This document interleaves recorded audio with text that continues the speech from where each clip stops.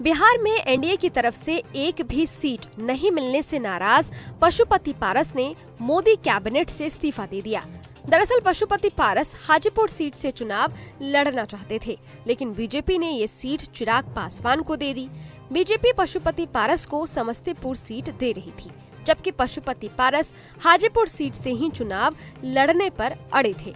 अब सवाल ये है कि आखिर हाजीपुर सीट में ऐसा क्या है जिसके लिए चिराग पासवान और पशुपति पारस दोनों ही एक ही सीट से चुनाव लड़ना चाहते हैं। चलिए आपको इस वीडियो में बताते हैं, साथ ही हाजीपुर सीट का इतिहास और गणित भी आपको बताएंगे। दरअसल हाजीपुर वही सीट है जहां से चिराग के पिता रामविलास पासवान 9 बार लोकसभा सांसद रहे थे। 2019 में पशुपति पारस यहां से पहली बार चुनाव जीतकर लोकसभा पहुंचे थे। दिवंगत रामविलास पासवान वैसे तो 1969 में राजनीति में आए थे, लेकिन पूरे देश में उनका नाम 1977 में तब सुना गया जब उन्होंने यहाँ नया रिकॉर्ड बनाया था। 1977 के चुनाव में रामविलास पासवान ने जनता पार्टी के टिकट पर चुनाव लड़ा था। उस चुनाव में उन्होंने कांग्रेस उम्मीदवार को 4.25 लाख वोटों के अंतर से हराया था। ये पहली बार था जब किसी नेता ने इतनी बड़ी जीत हासिल की थी। ये जीत इतनी बड़ी थी कि उनका नाम गिनीज बुक में भी दर्ज किया गया। इसके बाद हाजीपुर सीट पर रामविलास पासवान का दबदबा बन गया। 1984 और 2009 का चुनाव छोड़कर वो बाकी सभी चुनावों में यहाँ से जीते। वो यहाँ से 9 बार सांसद रहे। आखिरी बार रामविलास पासवान ने 2014 में यहाँ से लोकसभा चुनाव लड़ा। इसके बाद वो राज्यसभा में चले गए। 2019 में उनके छोटे भाई पशुपति पारस यहाँ से सांसद बने। हाजीपुर सीट से रामविलास पासवान 9 बार सांसद रहे। हाजीपुर सीट रामविलास पासवान की पहचान से जुड़ी है। रामविलास पासवान खुद को दलितों का बड़ा नेता साबित करने में कामयाब रहे थे और इसी के बूते उन्होंने साल 2000 में अपनी खुद की लोक जनशक्ति पार्टी एलजेपी बनाई। बिहार से निकलकर रामविलास ने दिल्ली तक अपनी पहुंच बढ़ाई। जब वो केंद्र में रेल मंत्री थे तब उन्होंने हाजीपुर में रेलवे का रीजनल ऑफिस भी खुलवाया। इससे उनकी छवि काम करने वाले नेता की बन गई। लेकिन अब जब रामविलास पासवान नहीं है तो उनकी हाजीपुर सीट पर भाई पशुपति पारस और बेटे चिराग पासवान ने दावा ठोक दिया है। पशुपति पारस यहाँ से मौजूदा सांसद हैं, जबकि चिराग अभी जमुई सीट से सांसद हैं। रामविलास पासवान की विरासत को आगे बढ़ाने के लिए ही दोनों हाजीपुर सीट से चुनाव लड़ना चाहते हैं।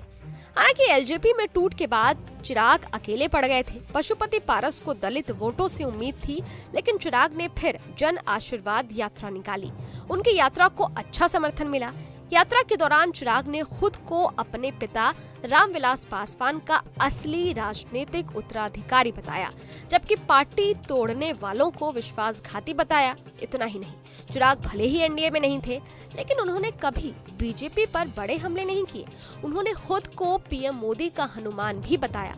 पिछले साल जुलाई में चिराग पासवान दोबारा एनडीए में आ गए थे और आते ही उन्होंने सबसे पहले हाजीपुर सीट पर अपना दाव ठोक दिया था। रामविलास पासवान दलितों के बड़े नेता थे। उनके बेटे चिराग को जन आशीर्वाद यात्रा के दौरान जिस तरह का समर्थन मिला था, उससे समझा जाता है कि एलजेपी का कोर वोटर अब भी उनके साथ ही है। बिहार की जातिगत जनगणना के मुताबिक राज्य में दलितों की आबादी 20% के आसपास है। इसमें भी पासवान महज 5.5% ही है। पासवान वोटर्स ही एलजेपी का कोर वोटर रहा है। दलितों की उपजातियों का बहुत ज्यादा समर्थन ना तो कभी रामविलास पासवान को मिला, इसलिए चिराग को भी इसका समर्थन मिलने की बहुत ज्यादा उम्मीद नहीं है। लेकिन चिराग के आने से एनडीए को 5 से 6% वोट मिलने का अनुमान जरूर है, जो उनके लिए बूस्टर डोज की तरह काम करेगा।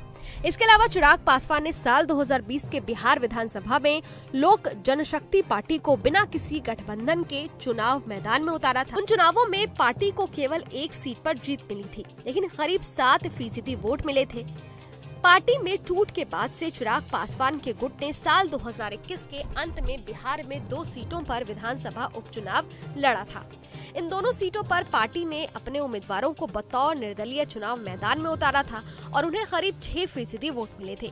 चिराग के साथ वोटों की इस ताकत को देखते हुए बीजेपी ने भी कुढ़नी समेत बिहार के कई विधानसभा उपचुनावों में चिराग पासवान से अपने उम्मीदवार के लिए प्रचार कराया था। युवाओं को चिराग में भविष्य का नेता दिखता है। कहीं न कहीं बीजेपी नेताओं को भी इसका अंदाजा हो गया था और शायद यही वजह है कि चाचा पशुपति पारस के मुकाबले भतीजे चिराग को ज्यादा अहमियत दी गई है। खैर, अब चाचा पशुपति पारस ने मोदी कैबिनेट से इस्तीफा दे दिया है। ऐसे में देखना ये होगा कि क्या वो हाजीपुर सीट से चुनाव लड़ेंगे या नहीं। आपको क्या लगता है? कमेंट बॉक्स में जरूर बताइएगा। देखते रहिए न्यूज़ नेशन डिजिटल। शुक्रिया।